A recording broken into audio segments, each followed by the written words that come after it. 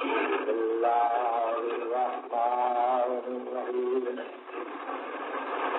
الحمد لله الذي هدانا لهذا وما كنا لنهتدي لولا أن هدانا الله لقد جاءت رسل ربنا بالحق والصلاة والسلام على النبي الأمي الخاتم لما سبق والفاتح لمن غلق المعلن الحق بالحق أبي القاسم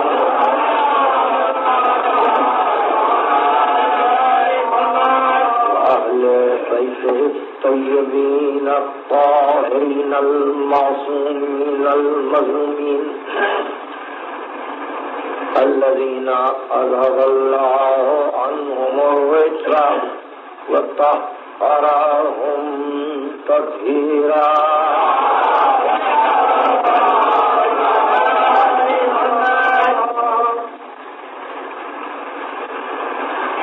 یہ اس سلسلے کی تیسری تقریر ہے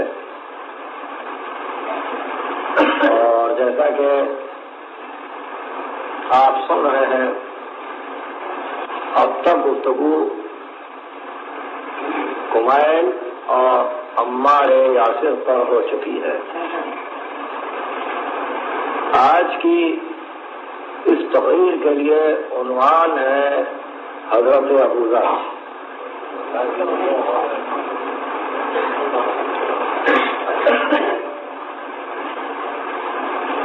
کل حضرت عمار کا تذکرہ تھا اور جب ہم تقریر ختم کر رہے تھے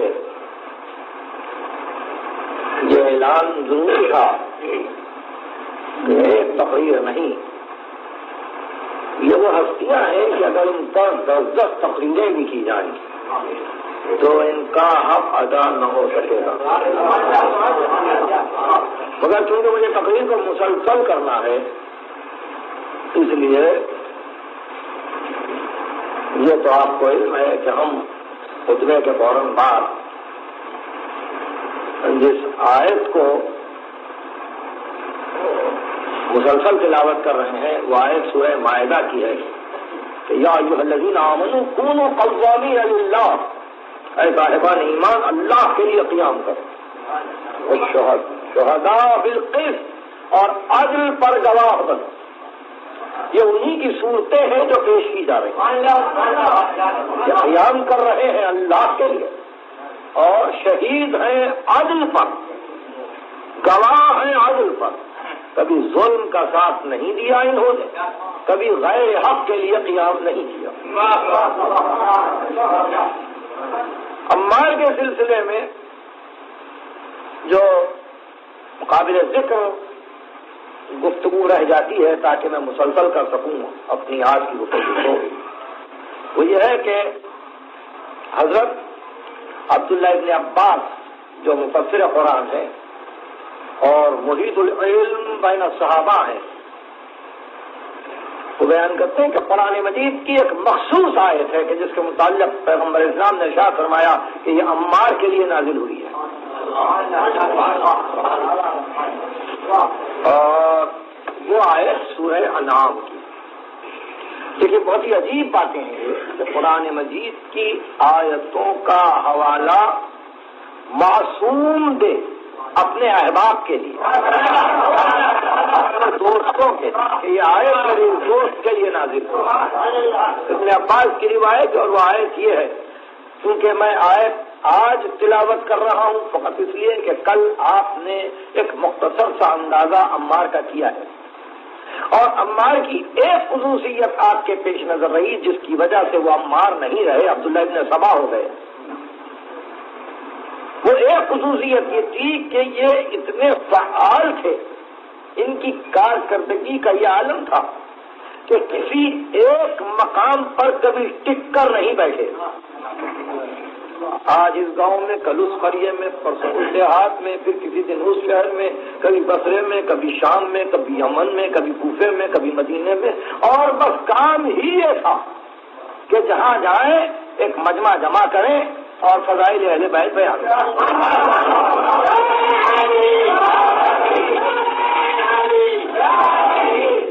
تو اب اس حصے کو زندگی کے پیش نظر رکھ کر آیت کو سنیے۔ سورہ نام کی آیت ہے، اومن کان میتن، کیا وہ شخص جو واقعی مردہ تھا، فاحییناہ، اور ہم نے اس کو حیات عطا کی، جو مردہ تھا ہم نے اس کو حیات عطا کی۔ اومن کان میتن فاحییناہ وجعلنا له نورا یمشی بہ فی الناس، اور ہم نے اس کے لیے ایک نور قرار دیا تھا جس نور کو لے کے وہ لوگوں میں پھرے۔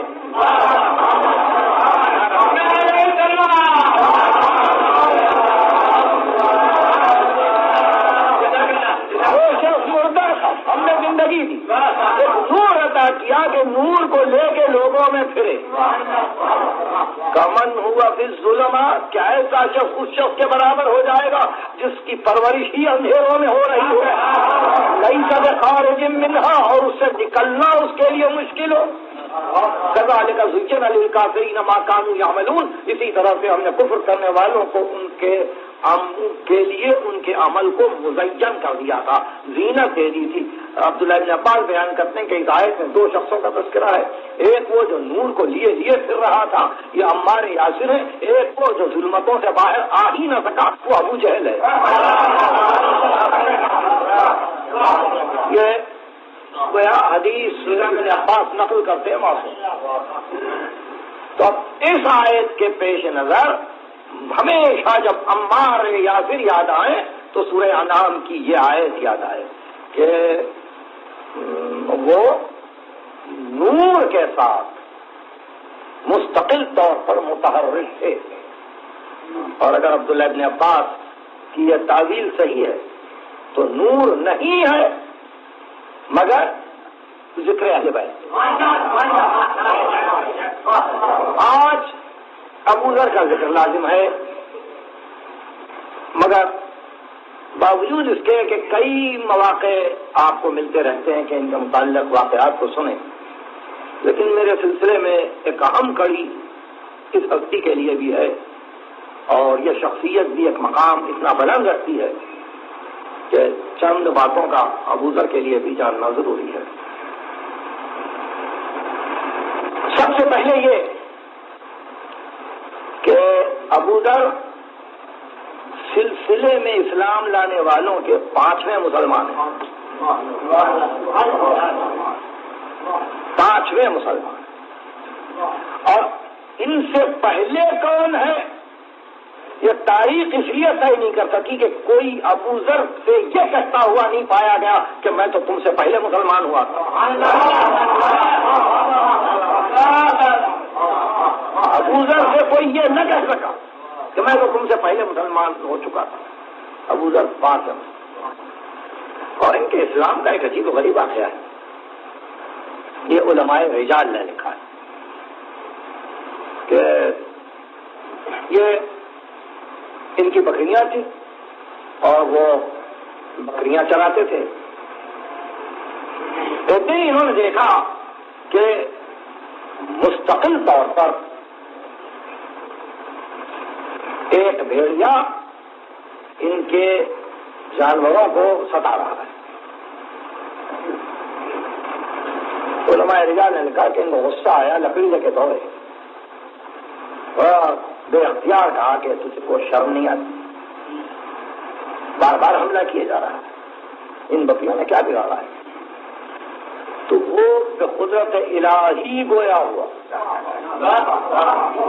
اور اس نے کہا کہ مکے میں اللہ نے ایک نبی کو مبعوث کیا ہے، اس کو سزا دینے والے اور اس کو ستانے والے تو مجھ سے زیادہ ضرور ہے۔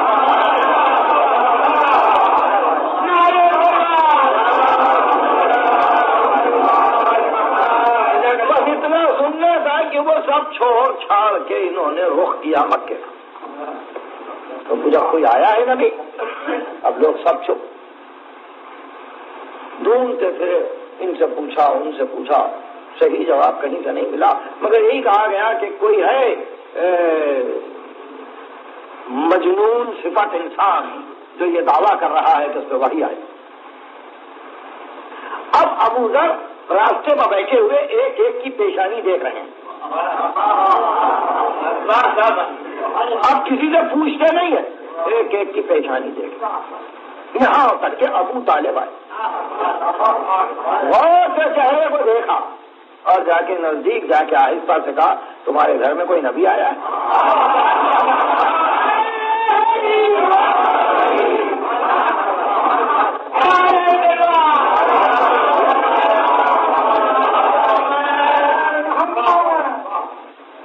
ابو طالب نے کہا تجھ کو کیا کام؟ تو میں تصدیق کرنے کے لیے آیا۔ کہ تو نے صورت نہیں دیکھی تصدیق کرے گا؟ کا حکم الہی یہی ہے،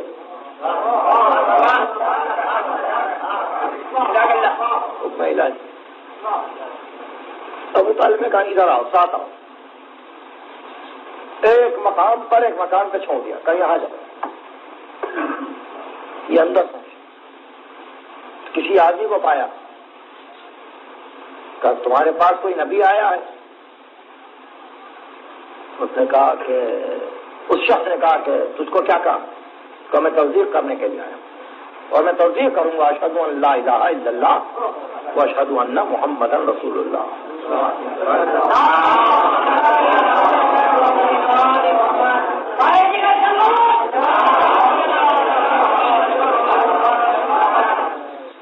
تو ان کا اچھا ہم انتظام کرتے گا، تمہارا نام کیا؟ کہا میرا نام حمزہ ہے، تم وہاں جاؤ۔ ایک اور گھر پہ گئے، وہاں یہ گفتگو کی کہ تمہارے گھر میں کوئی نبی ہے؟ کہا ہوگا مگر تم اپنا مقصد بتلاؤ۔ کہا میں تصدیق کرنا چاہوں۔ اس نے پوچھا تمہارا کیا نام ہے؟ کہا میرا نام جعفر ہے۔ تو کہا اچھا اس گھر پہ جاؤ۔ اب جس آخری گھر پر آئے تو وہاں دیکھا کہ کم سن جوان بیٹھا ہو۔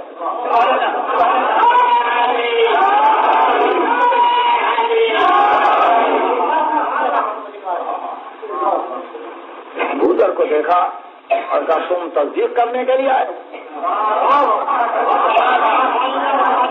کہا کہا تم اس لیے تصدیق کر رہے ہو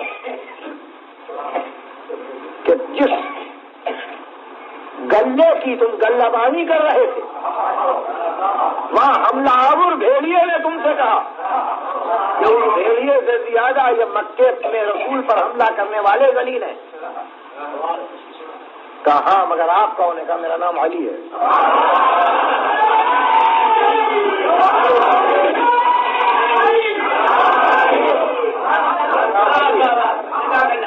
اب تم جا سکتے ہو۔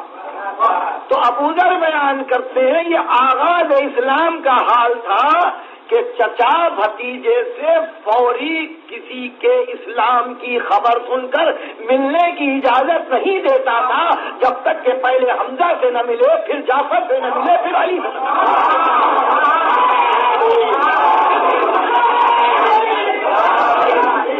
اتنے انتظامات کیے گئے تھے حفاظت پیغمبر کے لیے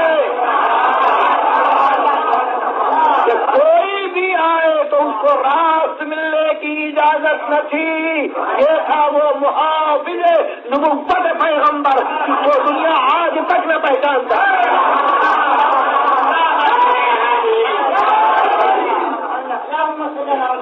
بہت صورت حضرت ابو ذر خدمت بابرکت سے حاضر ہوئے اور آپ نے تصدیق کی اور واقعہ بتلایا۔ ختمی مرتبت نے اسلام کو قبول کیا اور کہا ابو ذر اب تم واپس اپنے گھر چلے جاؤ،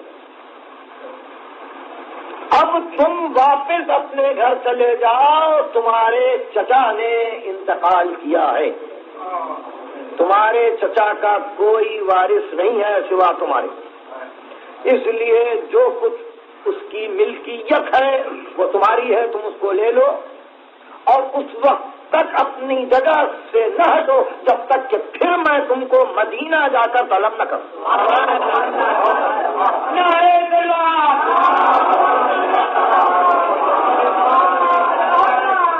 اب حضرت ابوذر نے اپنا تبلیغ کا کام شروع کیا۔ ملاقات صرف ایک ہی مرتبہ ہوئی ہے اور کام کرتے چلے، کام کرتے چلے، یہاں تک کہ رسول کی ہجرت واقع ہوئی، مدینہ آئے۔ مدینے میں بدر کی لڑائی ہوئی، احد کی لڑائی ہوئی، خیبر کی۔ خیبر کے بعد ارشاد فرمایا اب بلاؤ ابوذر، مگر جب ابوذر کو بلایا ہے تو بڑے خوش تھے۔ لوگوں نے کہا یا رسول اللہ، یا تو پہلے مسلمان ہونے والوں میں ابوذر ہے، یا اتنی دیر سے حاضری دینے والوں میں ابوذر ہے۔ کہا تم کیا جانو اتنے دن ابوذر نے کیا کیا، تم کیا جانو، آبادیوں کی آبادیاں مسلمان ہو چکی۔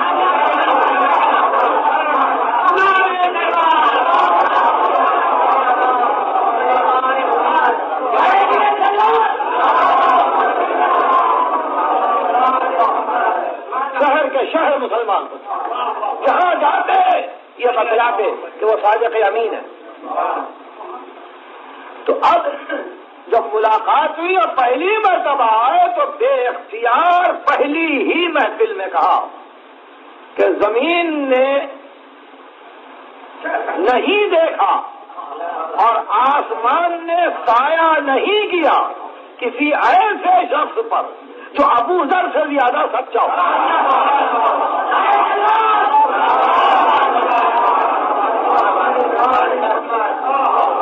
ابوذر صادق اللہجہ قرار پائے، پیغمبر کے پاس صادق اللہجہ قرار پائے، یعنی جن کی زبان صدق، لسان صدق، یہ حضرت ابوذر۔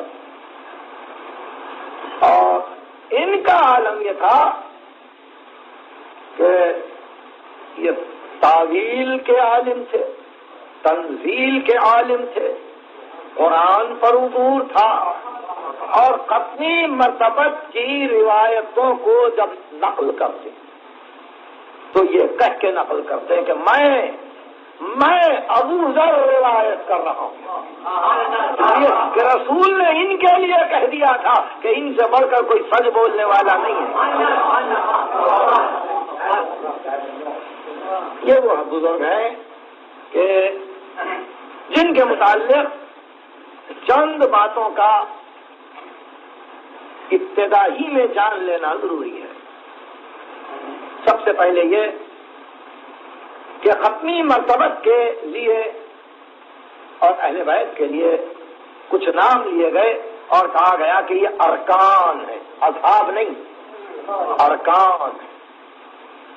اور جب کبھی علم رجال میں ابوذر کا نام آئے گا تو وہاں ابوذر کے بعد لکھا جائے گا احد الارکان، ارکان میں سے ایک ہے، یعنی اسلام کی بنیادوں میں ایک بنیاد ہے، اسلام کے ستونوں میں سے ایک ستون ہے۔ رکن کے معنی ہے ستون، رکن کے معنی ہے بنیاد، رکن کے معنی عمارت جس پر قائم ہو۔ ان کا نام رکھا علماء رجال نے احد الارکان۔ اسلام باقی رہا ان کی وجہ سے، رکن رہے اسلام۔ پھر دوسری خصوصیت حضرت ابوذر کے لیے یہ رہی کہ جب آیت نازل ہوئی کہ ما محمد الا رسول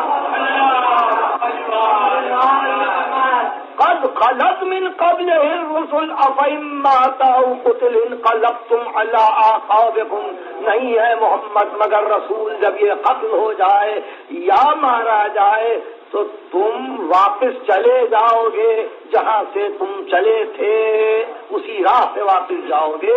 یعنی یہ ارتداد کا اعلان کرنے والی آیت ہے۔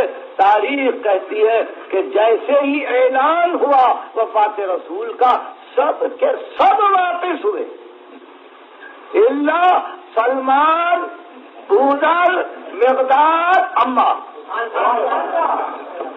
یہ تھے ارکان، ان میں سے احد الارکان. لوگوں نے بوذر سے کہا کہ بوذر، ختم مرتبت کی وفات کے بعد اب تمہارا کیا ارادہ ہے؟ تو بوذر نے کہا کہ یہ آستانہ ایسا ہے کہ اس کو چھوڑ کے نہ جا سکتا ہوں، اور میں اس آستانے کے صاحب کو تنہا چھوڑ سکتا ہوں، میں ہٹ نہیں سکتا. یہ وہ ابوذر ہے کہ ان سے تمام علماء اسلام نے روایتوں کو لیا ہے. بخاری نے روایت لی ہے، صحیح مسلم میں روایت ہے، امام احمد بن حنبل نے تو کئی 100 روایتیں لی ہیں. تو لوگوں نے جب کبھی ان کو روایت بیان کرتے ہوئے سنا تو اس طرح سے سنا کہ حج کے دوران اکثر ایسا ہوا کہ پردہ حرام کو تھامے اور یہ کہتے ہوئے پائے گئے کہ جس کے قبضہ قدرت میں ابوذر کی جان ہے وہ اس قول حق کی قسم کھا کر کہتا ہے کہ رسول یہ کہتے تھے کہ علی مجھ سے ہے، میں علی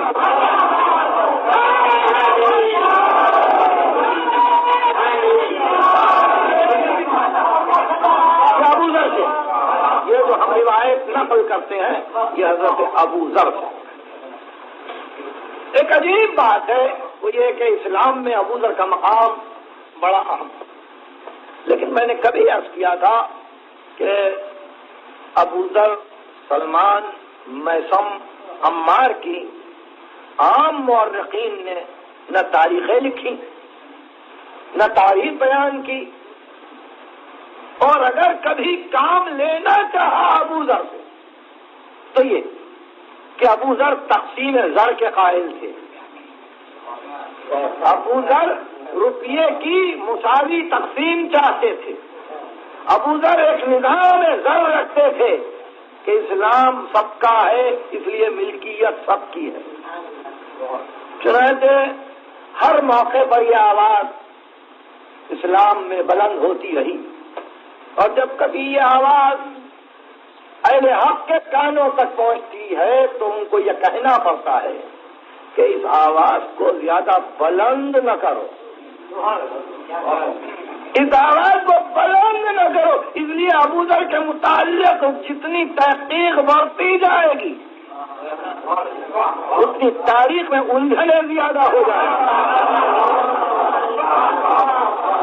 اتنی الجھنیں زیادہ ہو جائیں گی کہ پھر ابو بکر اور حضرت عمر اور عثمان کے دور میں، حضرت خلفائے ثلاثہ کے دور میں اور اجلہ صحابہ کے دور میں جو اتنی عزتیں تھیں حضرت ابوذر کی، تو یہ نظام قبول ہوا یا نہیں ہوا،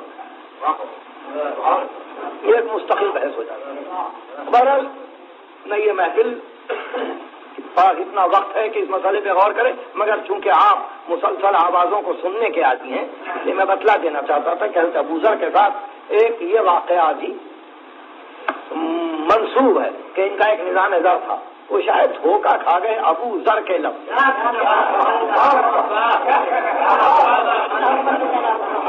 دھوکہ کھا گئے ابوذر کے لفظ سے. ورنہ یہ ضرور ہے کہ وہ دنیا میں یہ اعلان کرتے ہوئے پائے گئے کہ دیکھو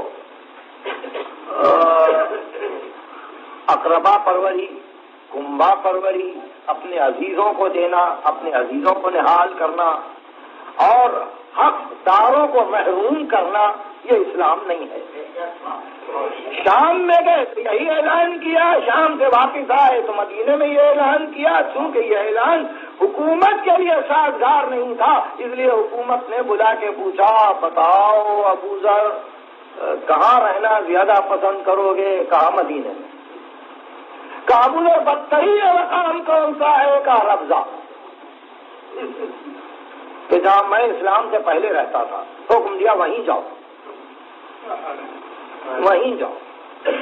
تو یعنی عالم اسلام گھبرا گیا تھا. ایک آدمی کی مسلسل کوششوں سے گھبرا گیا تھا، اور کیونکہ اجلہ صحابہ میں سے تھے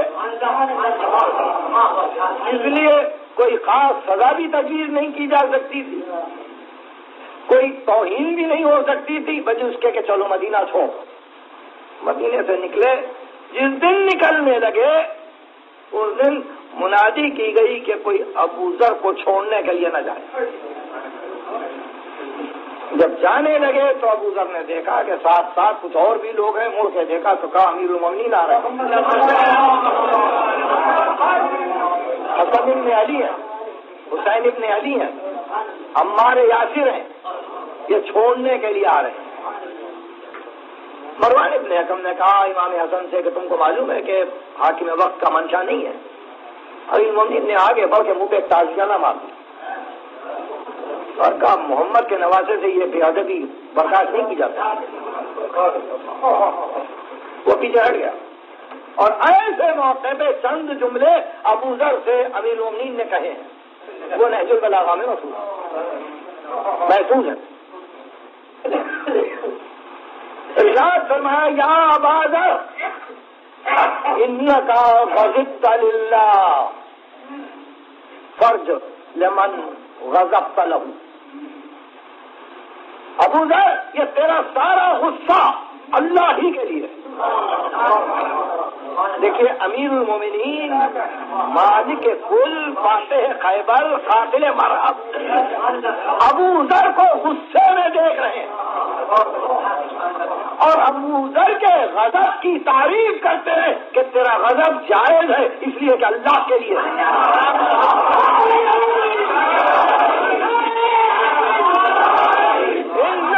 غضبت للہ، تجھے غصہ آیا ہے اللہ کی راہ، فرج من غضبت لہ، تو بس اب اسی سے امید باندھ جس کے لیے تو غضبناک ہو رہا ہے، اپنی امیدوں کو اسی سے وابستہ رکھ جس کے لیے تو غضبناک ہو رہا ہے۔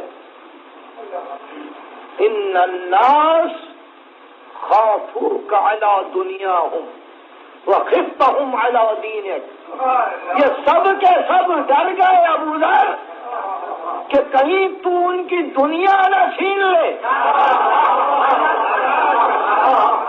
الناس خافوک علی دنیاہم، یہ سب کے سب ڈر گئے کہ کہیں تو ان کی دنیا نہ چھین لے۔ وخفتہم علی دینک، اور تو ان سے ڈر گیا کہ کہیں یہ تیرا دین نہ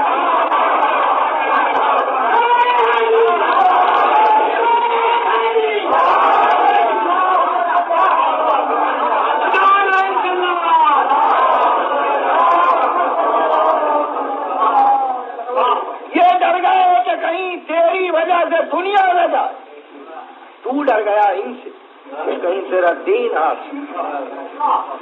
تو اے ابو ذر فاترک فی ایدیہم ما خافوک علیہ واہرب منہم بما خفت علیہ۔ تو اب ایسا ہو کہ اب ان کے پاس ان کے ہاتھوں میں چھوڑ دے اس چیز کو جس کی وجہ سے یہ تجھ سے ڈر رہے تھے۔ دیکھیے استدلال دیکھیے، ان کے ہاتھوں میں چھوڑ دے اس چیز کو جس کی وجہ سے یہ تجھ سے ڈر رہے تھے، یعنی دنیا پھینک دیں، وَاهْرُبْ مِنْهُمْ، اور ان سے بھاگ کھڑا ہو جا، لے کے اس چیز کو جس کی وجہ سے تو ان سے ڈر رہا ہے۔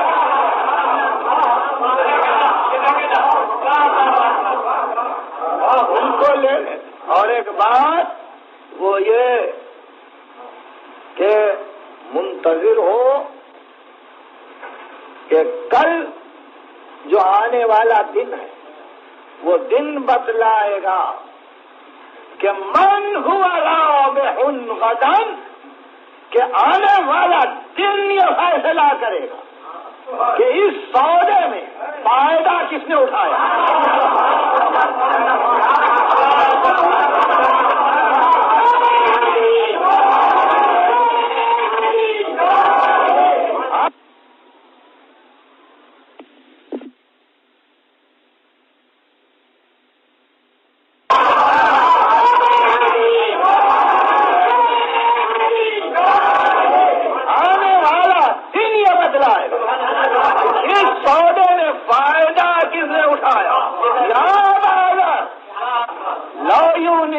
یعصمک الا الحق ولا یوحشنک الا الباطل. ابو ذر تو مانوس نہیں ہوگا مگر حق سے، تو وحشت نہ کرے گا مگر باطل سے. یہ ہے منزل حضرت ابو ذر. عجیب بات یہ ہے کہ کل آپ اور تفصیل سنیں گے. جب کبھی ابو ذر سے امیر المومنین نے خطاب کیا ہے، یہ میرے سلسلہ کلام میں آئے گا، تو بے اختیار یہی کہ یا سلمان یا جندب. ابو ذر کنیت ہے، ابو ذر کا نام ہے جندب، نون دال دے، جندب ابن جنادہ، یہ نام ہے ابو ذر کا جندب. ابو ذر کنیت ہے، اس بات کے بیٹے کا نام ذر ہے، زال رے. تو اب نام ہوا جندب، تو جب کبھی امیر المومنین خطاب کریں گے تو دونوں سے خطاب کریں گے، اور خصوصاً اس وقت جبکہ معارف کو بتلانا ہے. یا سلمان یا جندب ان معرفتی بالنورانیہ معرفت اللہ. اے سلمان اے ابو ذر، جس نے نور کے ساتھ مجھے پہچانا اس نے خدا کو پہچانا.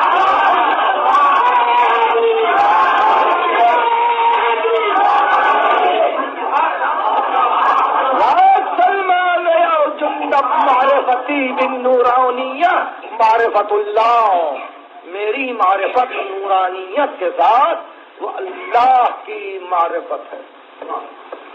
اور اس طرح سے حضرت ابو ذر حامل اسرار ولایت قرار پاتے، حامل اسرار ولایت قرار پاتے. اور زبان پیغمبر سے ایک عجیب حدیث ارشاد کی منزل پر پہنچ کر کتابوں میں محفوظ ہو جاتی ہے، اور وہ حدیث یہ کہ اللہ نے مجھ پر وحی کی، اللہ نے مجھ پر وحی کی کہ میں 4 آدمیوں سے محبت کروں.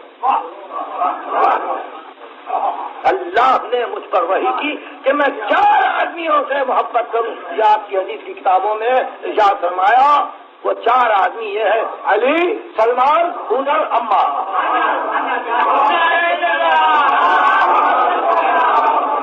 میں محبت کروں. آپ نے دیکھا کہ کتنا مراتب میں فرق ہے، کتنا مراتب میں فرق ہے. اور یہ فرق ہے مراتب، باوجود اس کے کہ عصر ایک ہے، زمانہ ایک ہے.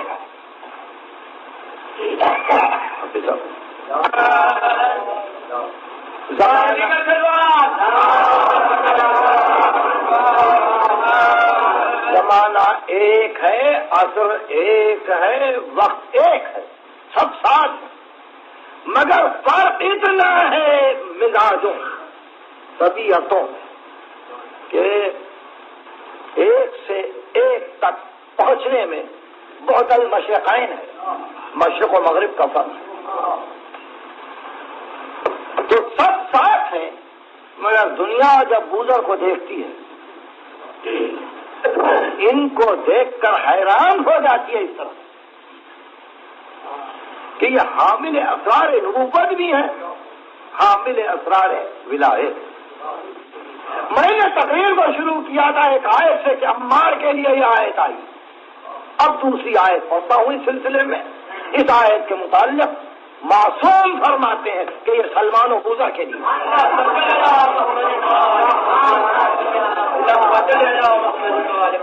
یہ سورہ کہف کی آیت، 18واں سورہ ہے قرآن، اس کی 19ویں آیت.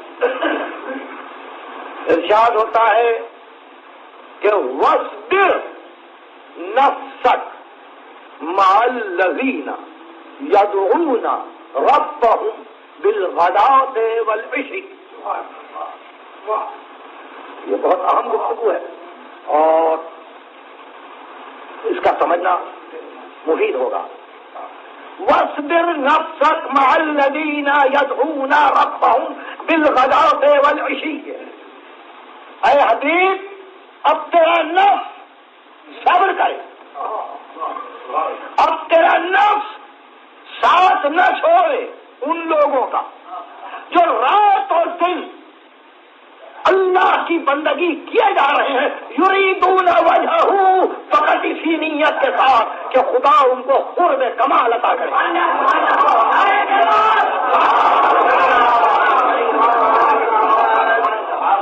واصبر نفسك مع الذين يدعون ربهم بالغداة والعشي يريدون وجهه، اسی کی سمت پر نگراں ہیں، آنکھیں ادھر ہی لگی ہیں، رخ حیات معبود کی طرف ہے، دن رات تسبیح کیے جا رہے ہیں۔ ولا تعدو عیناک عنہم، خبردار اب تم بھی ادھر ہی دیکھتے رہو اور تمہاری آنکھوں کو ان لوگوں سے نہ ہٹاؤ، تمہاری آنکھیں ان لوگوں پر جمی رہے جو دن اور رات ہم کو پکار رہے ہیں۔ تمہاری آنکھوں کا مرکز وہ ہستیاں رہے۔ اس واقعے پر سارے مفسرین نے لکھا کہ دولت مند مدینے والے، انہوں نے پیغمبر سے شکایت کی،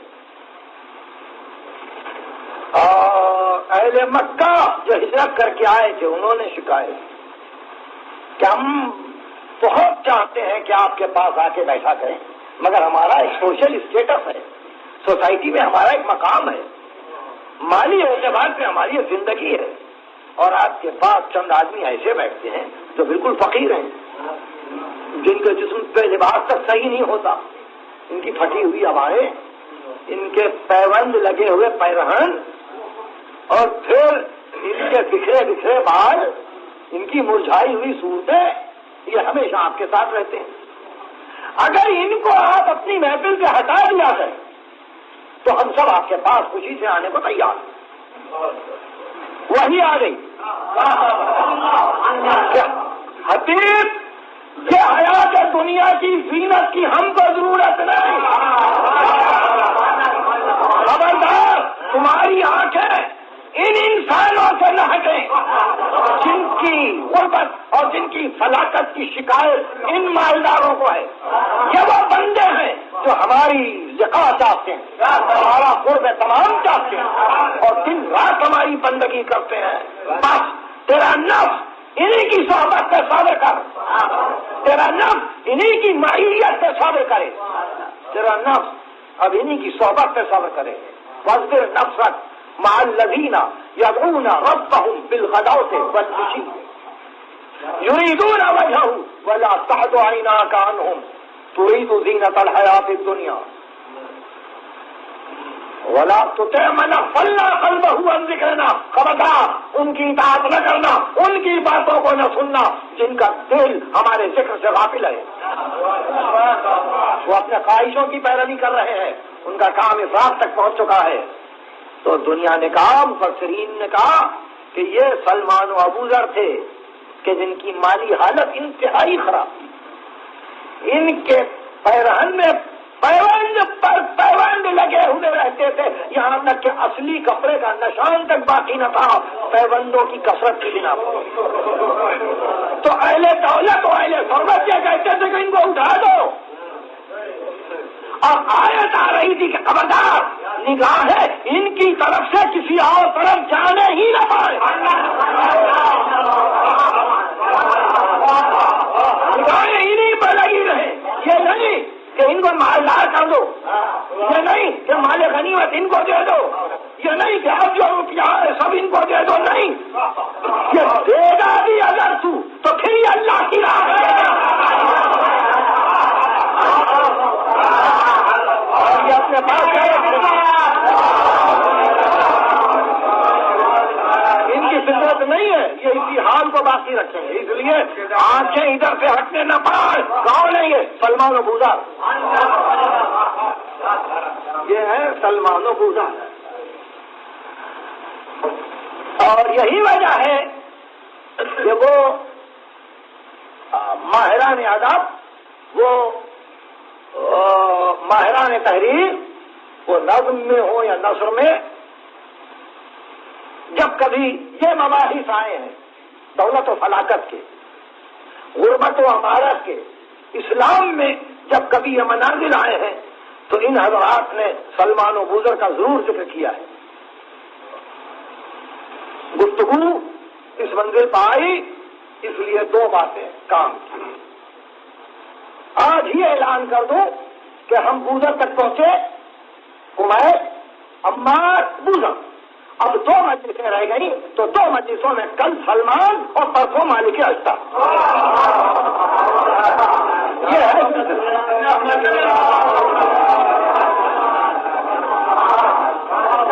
اب حضرت ابوذر کے بعد سلمان کا آنا ضروری ہے، اس لیے کہ مختلف احادیث دونوں سے ہم کو مل رہی ہیں، اس لیے دونوں کا نام ضروری ہو جائے.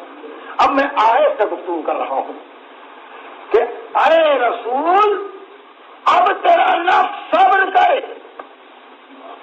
سلمان و بوذر پر، اور خبردار کسی اور طرف نگاہ نہ جانے پر. دوسرے مقام پر حکم ہوا وہ قاتل فی سبیل اللہ ولا تکلف الا نفسک، اللہ کی راہ میں لڑ مگر سوا اپنے نفس کے کسی اور کو تکلیف میں نہ ڈال. قتال واجب ہے پیغمبر پر، واجب ہے. اب دوسرے ساتھ دینا چاہیں تو اپنے مراتب کی بلندی کے لیے تو ساتھ دے سکتے ہیں، مگر جنگ فقط نفس رسول پر واجب ہے.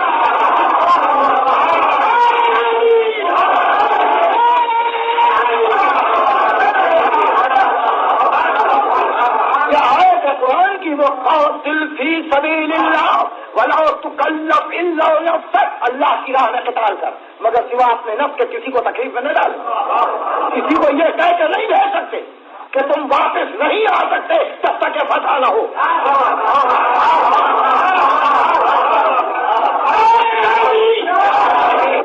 اور کوئی یہ کہہ کے بھی آگے میدان قتال میں قدم نہیں رکھ سکتا. کہاں تک لڑوں؟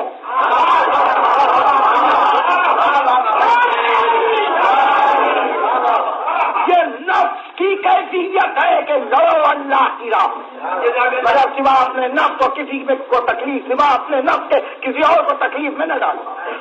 تو یہ نفس ہی کا مقام کہ خیبر کی لڑائی رکاب میں پاؤں رکھ کے جب پشت ذہن پر بلند ہو رہے تو مڑ کے بھائی نے بھائی کو سلام کیا اور پوچھا کہاں تک لڑوں؟ فرمایا جب تک یہ کلمہ توحید نہ پڑھے.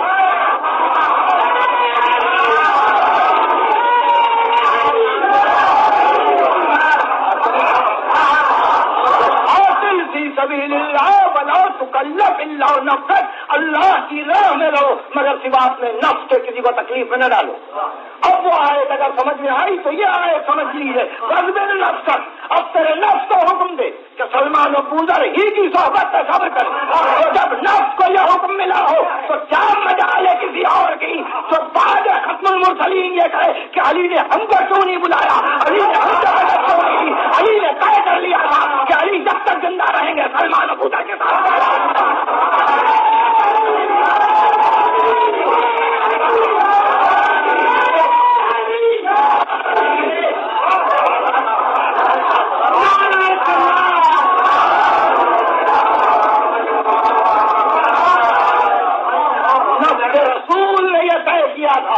سلمان و بوذر کا ساتھ نہیں چھوڑیں. اس لیے ظاہر ہے جب بوذر کو جلا وطن کیا جا رہا تھا تو علی کیسے چھوڑ دیتے؟ علی کیسے چھوڑ دیتے؟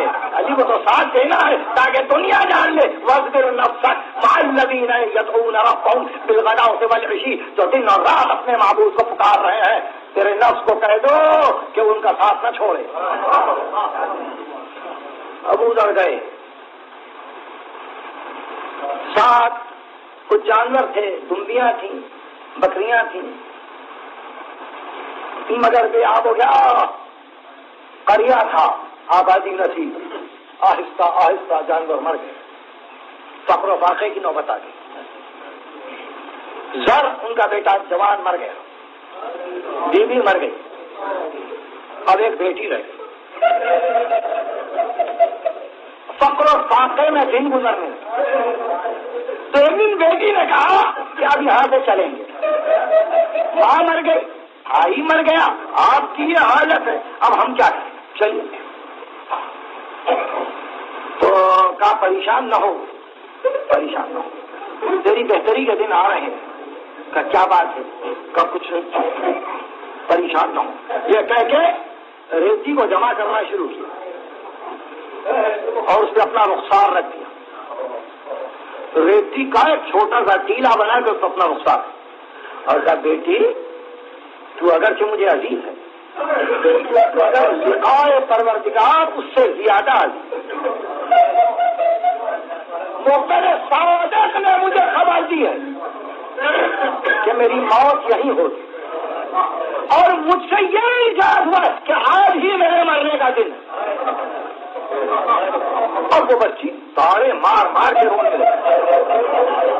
اس جنگل میں میں تنہا، اور جب میرا باپ بھی مر جائے اور میں کفن بھی نہ دے سکوں،